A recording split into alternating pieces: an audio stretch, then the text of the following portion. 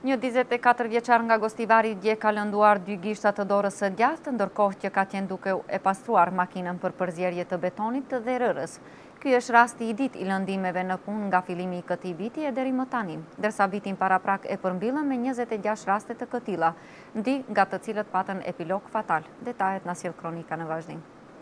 Një 44 vjeçar nga Gostivari me inicialet GS, dje rreth orës 8 dhe 9 është vetë lënduar, ndërkohë që ka qenë duke punuar në lagjen zone 7 në Gostivar.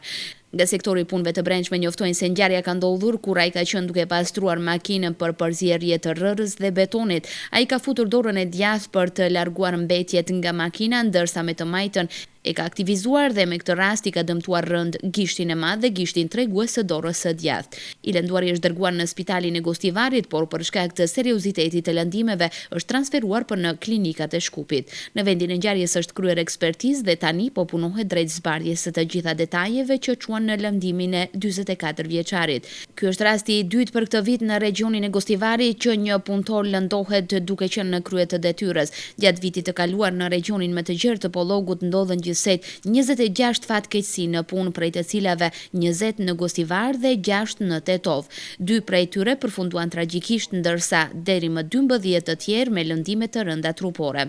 Arsyet më të shpeshta që shojnë drejt këtyre ngjarjeve sipas sektorit të punëve të brendshme janë pakujdesia e punëtorëve në punë, mospërgatitja adekuate për punën e caktuar dhe mungesa e pajisjeve mbrojtëse si mjete të domosdoshme për të kryer veprimtari të ndryshme. Pjesa më e madhe këtyre rasteve ka ndodhur në sektorin e ndërtimtarisë, të cilat sektori punëve të brendshme i ka evidentuar me raporte të veçanta dhe të njëjtat më pas i ka dorëzuar edhe tek prokurori publik i qytetit përkatës. Në kuadër të kësaj, para një viti është iniciuar një projekt për trajnimin e personave përgjegjës për sigurinë në kompanitë ndërtimore. Deri tek ky trajnim ka ardhur pasi që ndërmarrjet ndërtimore në Maqedoninë Perëndimore shumë pak kanë njohuri mbi ligjin për siguri dhe shëndet në punë. Në bazë të analizave të bëra, kompanitë në Pollog gjatë realizimit të punëve nuk kanë të angazhuar person adekuat për siguritë të punëtorëve gjatë procesit të punëve ndërtimore në objekte të ndryshme, edhe pse këtë e kanë obligim ligjor. Krahas kësaj, po ashtu mangësi në rajonin e Pollogut dhe kryesisht në qytetet e Maqedonisë Perëndimore është numri i vogël i personave që kanë marrë licencë për të bërë organizimin e sigurisë dhe mbrojtjes së shëndetit në punë. Nga gjithsej 450 persona me licencë, numri i shqiptarëve është minimal. Ligji për siguri dhe shëndet në punë në Maqedoni është miratuar në vitin 2007, ndërsa zbatim pothuajse nuk gjen as pak në zonat e Maqedonisë Perëndimore.